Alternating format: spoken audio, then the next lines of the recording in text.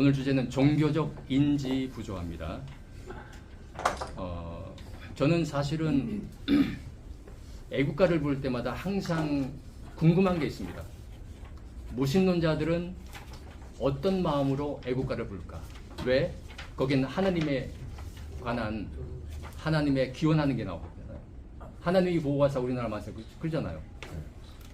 그러면 무신론자는 하나님을 안 믿는데, 사실 대한민국의 무신론자들은 집단적으로 헌법재판소에 이의를 제기해야 됩니다.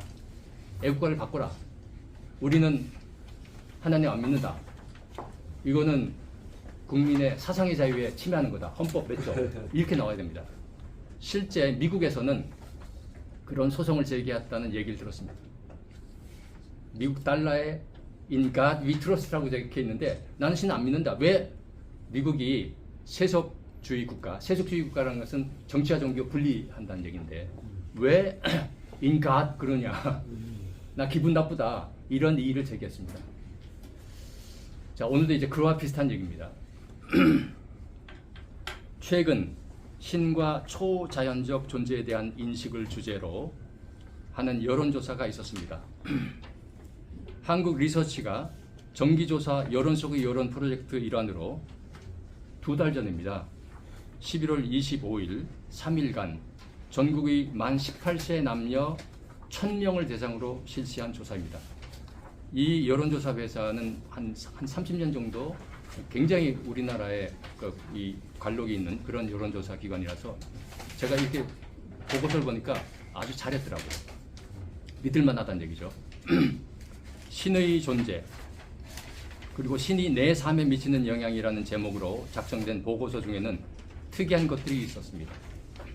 그 가운데 몇 가지를 소개하면 다음과 같습니다.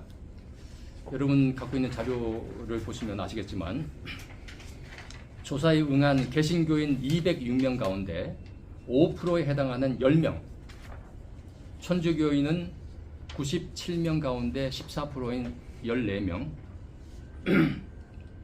불자는 158명 가운데 27%인 43명이 신은 존재하지 않는다라고 답했습니다. 무신론입니다.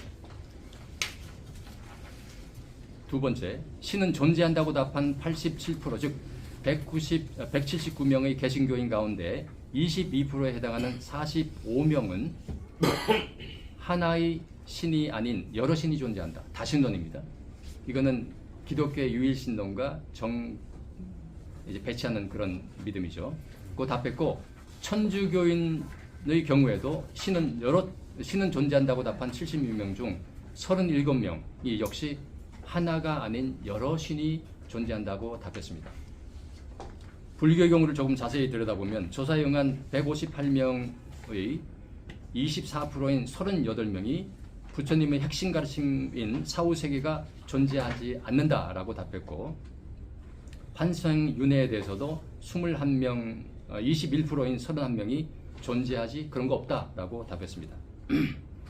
이러한 결과는 저와 같은 종교학자나 사회학자들에게는 그리 놀랄 일이 아닙니다. 단순한 종교인구 통계조사가 아니라 종교인들의 의식을 조사하는 경우 전 세계 어디에서나 발견되는 현상입니다. 참고로 말씀드리면 무슬림들을 대상으로 이런 조사를 해도 자신은 신을 믿지 않는다고 답하는 사람들이 있습니다. 일례로 가장 훌륭한 신은 아직 쓰여지지 않았다라는 시로 우리나라에도 널리 알려진 터키의 국민시인이 있습니다. 나짐 히메트라는 인물인데요. 이 사람은 평생을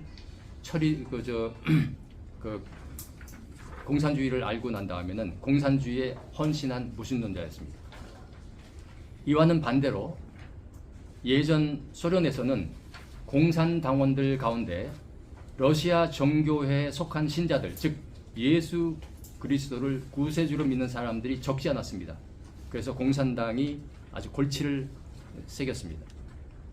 하지만 종교 현상에 관심 있는 학자나 독실한 종교인이라면 묻지 않을 수 없을 것입니다. 이런 현상을 어떻게 이해하나? 아니, 기독교인인데 신을 믿지 않는다? 신을 믿는데 열을 믿다?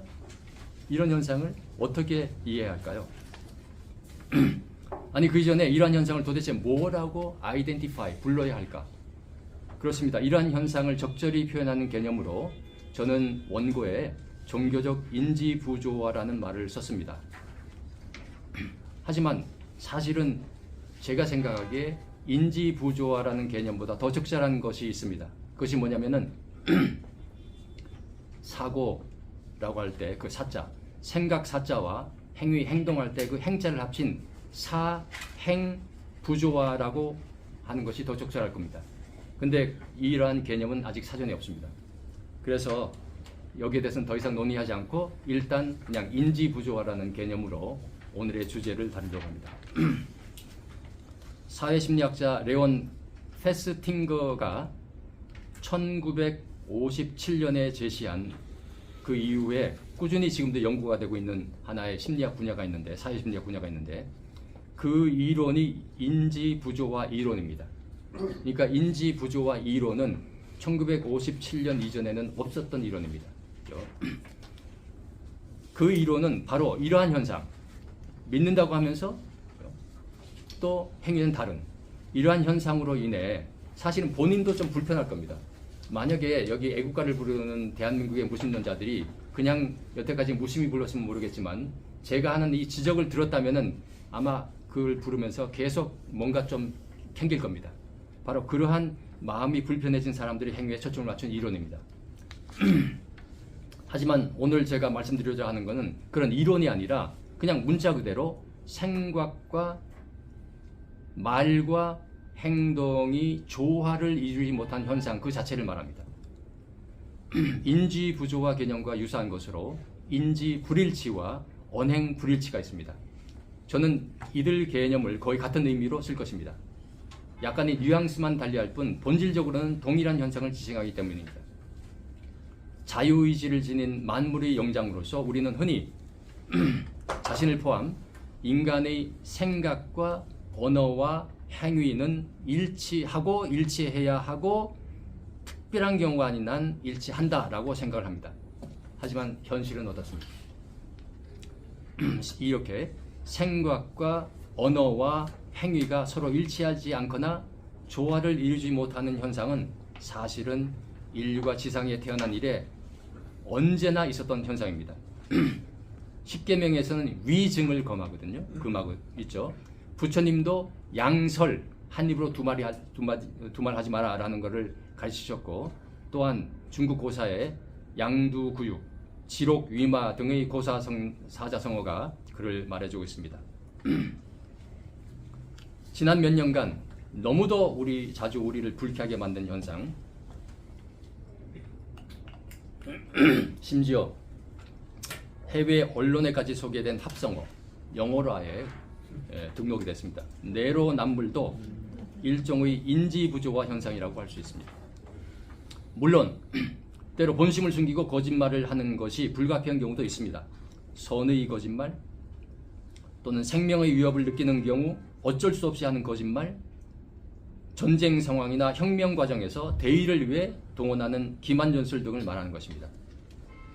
구체적인 예를 하나 들면 시아파 무슬림들에게는 타키야라는 교리가 있습니다. 순니파 무슬림들이 절대 다수를 차지하는 사회에서는 본인의 정체를 숨겨도 좋다. 본인이 시아파가 아니라 순니파처럼 처신을 해도 좋다라는 교리입니다. 즉 생각과 다르게 실천하는 것을 신학적으로 허용한다는 교리입니다. 그러나 이런 것은 말 그대로 특별한 경우, 경우이고 일반적으로 언행불일치는 지탄의 대상이고 생각과 말과 행동이 조화를 이루지 못하는 이 현상은 역시 가능한 빨리 시정을 해야 할 것입니다. 왜냐하면 그것이 인간의 본성, 진, 선, 미에 어긋나기 때문입니다. 자, 그러나 오늘날 인지부조와 언행불일치 현상은 우리나라를 포함 전 세계에 만연해 있습니다. 그 정도가 너무 심해 이건 비정상이야, 옳지 않아 라고 말하는 것이 오히려 세상 물정 모르는 순진한 사람의 말로 여겨질까 저될 정도입니다. 1992년 처음 등장해서 24년 후인 2016년에 옥스퍼드사에서 사전에 올해의 단어로 선정할 정도로 널리 알려진 혹은 널리 언급된 포스트 트루스라는 개념이 있습니다. 한국어로는 탈진실이라고 하는데요. 그것이 바로 이러한 현상을, 이러한 그 사회 풍조를 말해주고 있습니다. 이러한 현상은 특히 정치 분야에서 심해 포스트 트루스 폴리틱스, 탈진실 정치라는 말이 유행할 정도입니다. 여러분 네이버에 이걸 검색을 하면은 많지는 않아도 기사가 쫙 나옵니다.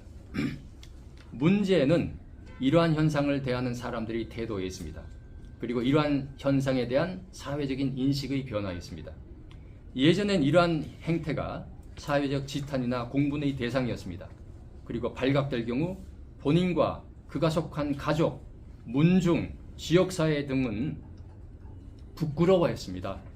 그러나 지금은 어떻습니까? 언제부턴가 그를 부끄러워하는 사람들이 날로, 부끄러워하지 않는 사람들이 날로 늘어나고 있습니다. 부끄러워하기는커녕 그래도 상관없는 사회적 분위기가 광범위하게 확산, 일부 집단에서는 오히려 그런 사람들, 자신의 목적을 위해선 수단과 방법을 가리지 않고 말과 행동과 언어가 다른 이런 영악한 인물과 그를 추종하는 사람들이 주류를 이루어 우리 사회를 어지럽히고 있습니다. 마피아 수준으로 진화한 조폭 집단을 말하는 것이 아닙니다. 진실은 정보의 바다에 던지거나 거짓이 산에 묻고 단편적인 사실을 교묘하게 왜곡 선전선동을 도구로 삼는 정치공학자들, 진짜 뉴스 속에 교묘하게 가짜 뉴스를 끼워 넣어 그를 정치적으로 악용하는 언어 기술자들을 말하는 것입니다. 정도의 차이는 있으나 유감스럽게도, 아니 치명적이게도 이러한 현상은 종교 분야에서도 발견이 되고 있습니다. 치명적이라 함은 진리를 추구하는 종교의 소명 가운데 하나가 바로 이러한 인지부조와 언행불일치 현상을 일깨워 바로잡는 것이기 때문입니다.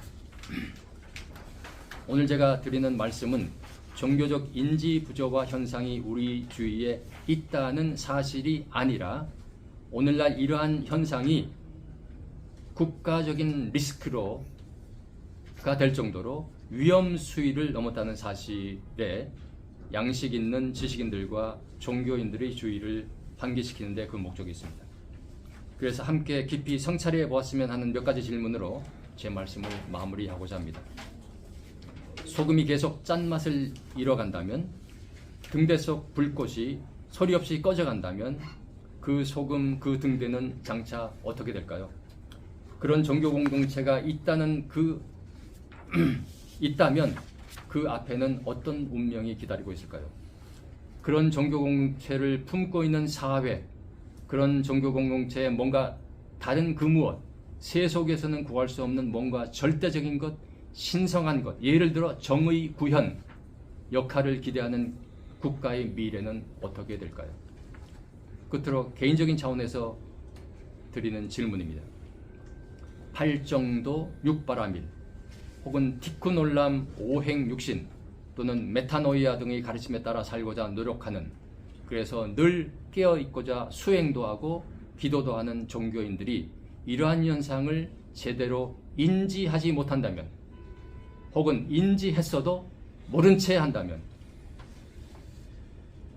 이 질문은 평생 종교 현상을 연구한 학자로서 제가 저를 포함해서 여러분에게 던지는 질문입니다. 경청해 주셔서 감사합니다. 아유, 몇 시간 강의 듣는 것보다 더 훌륭한 강의였습니다. 다시 한번 박수 부탁합니다.